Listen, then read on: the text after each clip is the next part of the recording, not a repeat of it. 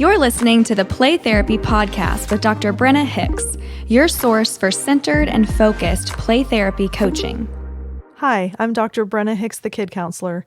This is the Play Therapy Podcast where you get a masterclass in child-centered play therapy and practical support and application for your work with children and their families.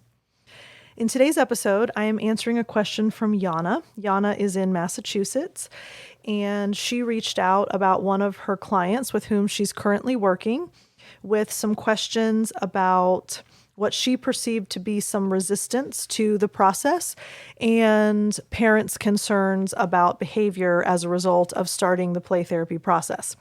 So I'd like to read you her question and then share some thoughts. And Yana, thank you so much for sending a question and for reaching out. I appreciate it. I think this is something that is helpful for all of us. So this is something I'm excited to dive into. So her email says, I'm hoping you could provide some child-centered strategies and feedback on how to best support my client. I have a 7-year-old female. She's here for anxiety. Her presenting problems are fear of vomiting, germs, mold in food, and getting sick. I believe this might be a trauma response from the pandemic.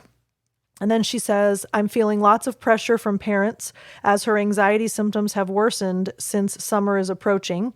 More specifically, she's refusing to go to summer camp. She's refusing to eat lunch in the cafeteria and at times refuses to go outside. Parents also shared that the child has started to wash her hands constantly throughout the day because of germs and needs a lot of reassurance that she will not get sick. And then Yana said, I'm curious about an OCD diagnosis, but I've not yet discussed it with parents.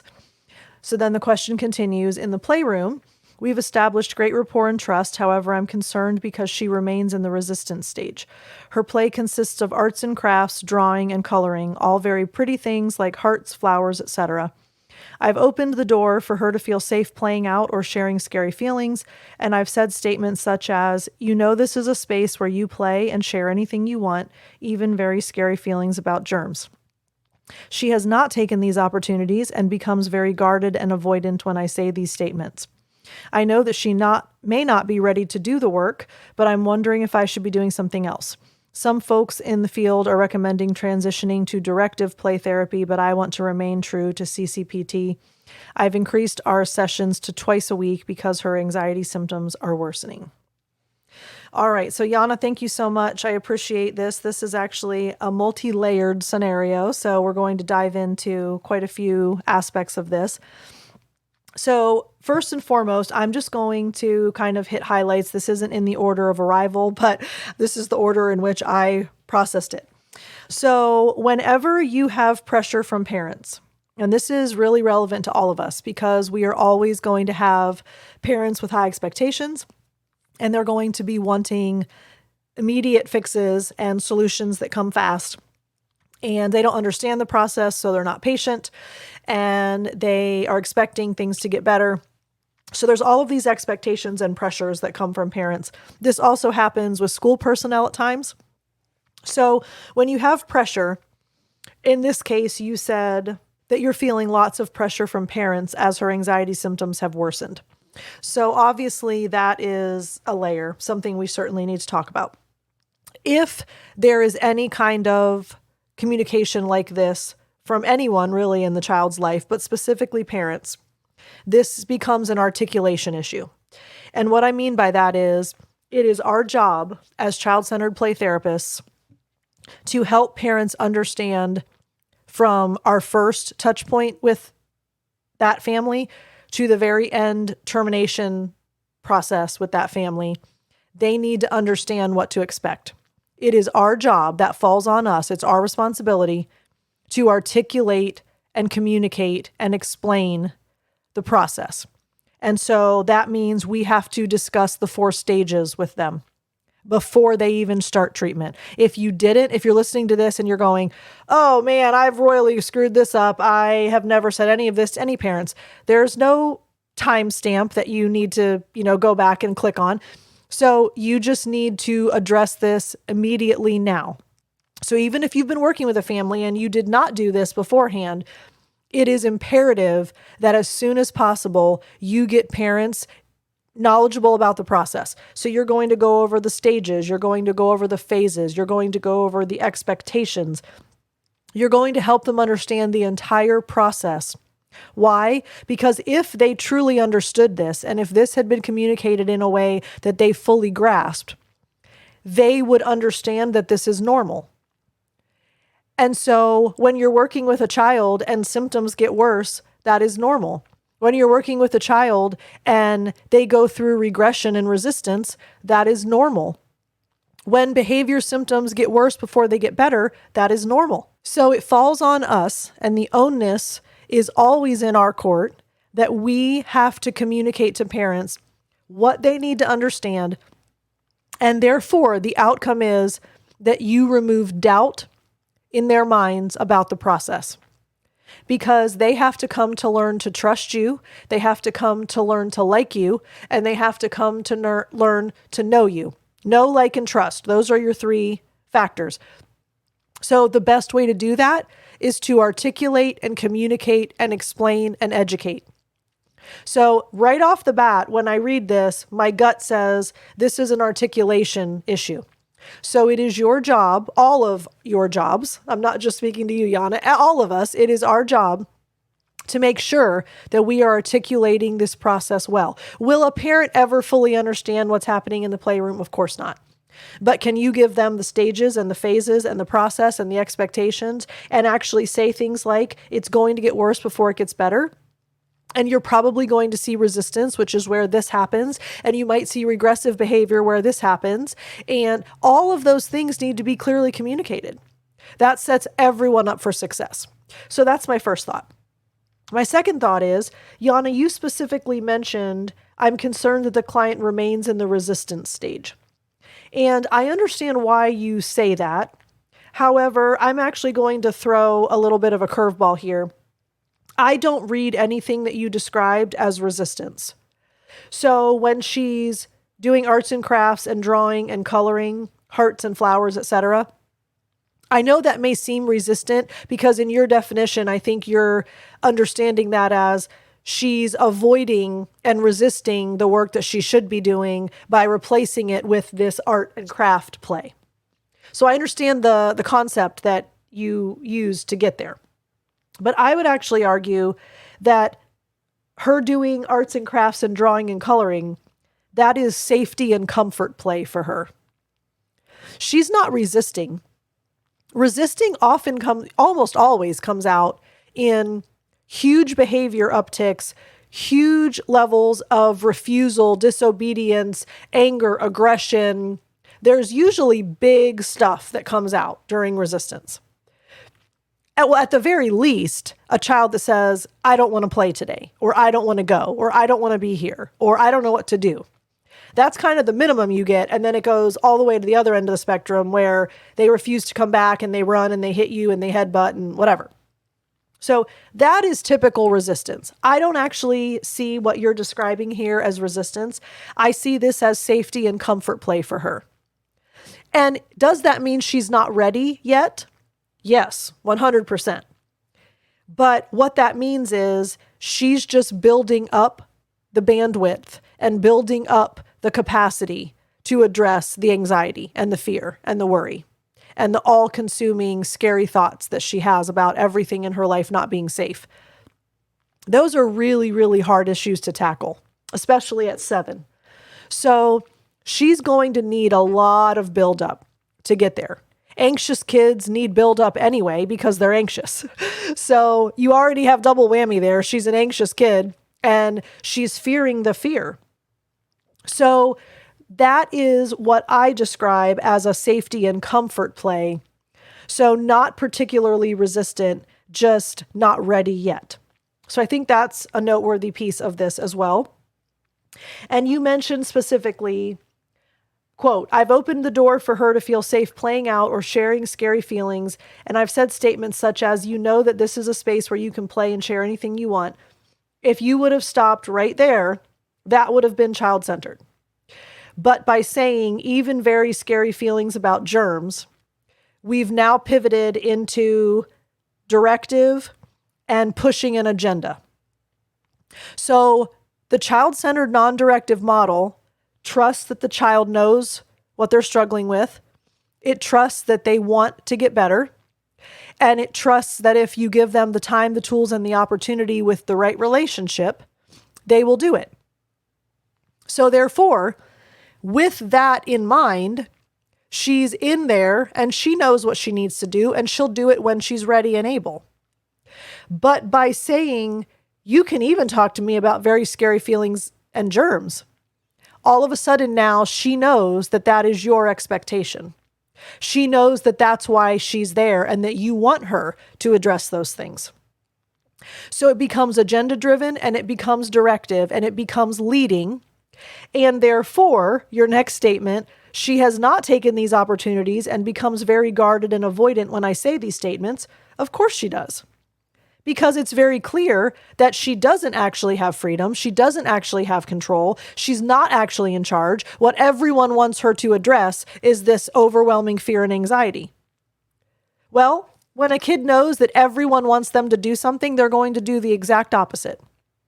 And that's why the child-centered model works, because the child-centered therapist is the only person in the child's life that says, I don't care what you talk about. I don't care what you play about. I don't care what you feel comfortable bringing up and what you don't. I don't care how long it takes you to start dealing with this stuff. I don't care how much you resist. I don't care how long you color hearts and flowers. None of that matters to me, because the only thing I care about is you. Just as you are in your current state with all of your overwhelming anxiety that's crippling to you, I love and accept you just how you are. Be with attitudes are conveyed. And when you're ready, I trust that you'll deal with it. That is a huge shift. And we can't stress that enough. We cannot forget that. Because the minute we say something like, you can even talk to me about scary feelings and germs, all of a sudden, we lost the relationship. That is a fracture. That is a break. And we've undermined the trust. We've undermined the relationship, and we've undermined the freedom. So Yana, I hope that you don't take this as a criticism. It's not at all. This happens all the time. We feel pressure. We feel like it's not working. We feel like it's taking too long. We get reports that parents are not happy because behavior is worsening. There's all of this input coming to us. Fix it, fix it, fix it, fix it. So we get ahead of ourselves. But the reality is, and I've talked about this a lot, it is never, ever absolute double on purpose, because I mean it that much. It is never, ever child-centered play therapy plus anything else. It's not child-centered play therapy plus germs, not child-centered play therapy plus anxiety, not child-centered play therapy plus talking about how scared you are. No, it's never plus anything. It's child-centered play therapy, non-directive, child-led. The child knows when they can handle, what they can handle, why they can handle, how they can handle. They know. And we cannot devalue that, because the child will lead the way. We just have to get out of it. So that's my thought on that. And then finally, as far as worsening symptoms go, things always get worse before they get better. You actually need to say that phrase to parents in the initial parent consultation when you're discussing expectations and the process. Add that to your framework that you're going to look at every single consult, so you're saying exactly the same things every single time. Add that to your system and your framework so that you make sure that you say things are probably going to get worse before they get better. And it is extremely important in a scenario like this, when we get pressure from parents, to not only articulate all of this, like I mentioned before, but specifically to normalize this. It is extremely normal for a child's symptoms to get worse. It is extremely normal to see regression. It is extremely normal for anxious kids to fear their fear. They fear the growth. They fear the change. They fear the unknown. They fear feeling the weight of all of this anxiety that they're carrying around. So, of course, this is all unfolding. This is a very normal process. So normalizing and reassuring is also extremely important in a scenario like this. And I just have I have two final thoughts. So one is about what you might encourage parents to do to help, but more specifically what in a scenario like this we need to be doing as therapists. The most important thing that we can do for a scenario like this is to reflect her feelings. And we have to help parents understand the value of doing so at home, because she obviously has no emotional vocabulary. She has no emotional maturity. She can't express her feelings or articulate them well. So she's not identifying them appropriately. She's not communicating them effectively. And therefore, she's an anxious mess. She's obviously also an internalizer. So she doesn't even have a healthy outlet for these feelings. So in a scenario like this, in the playroom, oh my goodness, the number one goal you should have is to be reflecting her feeling at all times. But parents need to also be doing this at home to further support the work, and you need to help them understand the value of that. So reflecting feelings would be very important as one of the skills that you would use as one of the 4 pillars. And then my final thought is when you mentioned that she's drawing hearts and flowers and pretty things, you interpreted that as she's being resistant because she's not ready to do the work. My opinion is that's actually ideal versus actual play. So ideally, her world is happy and pretty and calm and filled with things like hearts and flowers and things that are soothing and enjoyable and just full of life and goodness and things that make her smile. It's actually technically an antidote to her real world, which is all consumed and overwhelmed by her levels of fear and anxiety and worry and all of this stuff. So oftentimes kids will draw the ideal when they have the polar opposite in actuality. So that's actually very powerful play, even though I know it can be interpreted that she's avoiding things. She's actually painting a picture. I mean, not literally, maybe she's just drawing it, but she is demonstrating her ideal, which is, I don't want to live like this. I don't want to be scared all the time. I don't want to be miserable. I don't want to be worried. I don't want to be anxious. I would love a world with hearts and flowers and birds and rainbows. So ideal versus actual is very powerful there. And that is something that parents need to be aware of. She is working on things. She's resolving this conflict of ideal versus actual, which means she's working toward merging them together. Because kids don't do ideal versus actual to leave them separate. They build the bridge and they fuse them. So, Yana, thank you so much for the question. I hope that is helpful. I hope that's helpful to all of us. It's really, really important when we have scenarios like this to handle them well for the benefit of the child more than anything, but also us as clinicians, the parents involved, etc. All of that comes together in a really meaningful way when we handle it well. So I hope that that's so helpful to you. If you'd like to reach out to me, Brenna at thekidcounselor.com is how you'll do that. And if you would like more information about training opportunities, you can go to playtherapynow.com. And as a side note, for those of you who have emailed me just to let me know what this podcast means to you, many of you do not even have questions. You just take time to reach out and let me know how you listen and why you listen and what you've gained from it and how you've benefited. And all of you at the practice or listening to it in your supervision and training or whatever the scenario is, just thank you. I really, those aren't really that big of words, and I feel like I need something more than that. But I just hope you know how very much that means to me. I hope you know that every single email that I get, I'm grateful for. I'm grateful for the person that wrote me every email. I know it's not just the email, it's the person writing it. But truly, this is the most amazing community. And this is such a cool family that has been birthed out of this Play Therapy podcast. And it continues to grow and it continues to have reach all over the world. And so for those of you that ask questions, I love them. I will cover them. Thank you for sending questions. But as a related aside, thank you for those of you that have just reached out to say, hey, this is how I've learned. This is how I've grown. This is what I'm doing with your podcast. Thank you. That really, truly means a lot to me. So I'm grateful for each and every one of you. I'm glad that we're on this child-centered play therapy journey together. We'll talk again soon. Bye. Thank you for listening to the Play Therapy Podcast with Dr. Brenna Hicks. For more episodes and resources, please go to www.playtherapypodcast.com.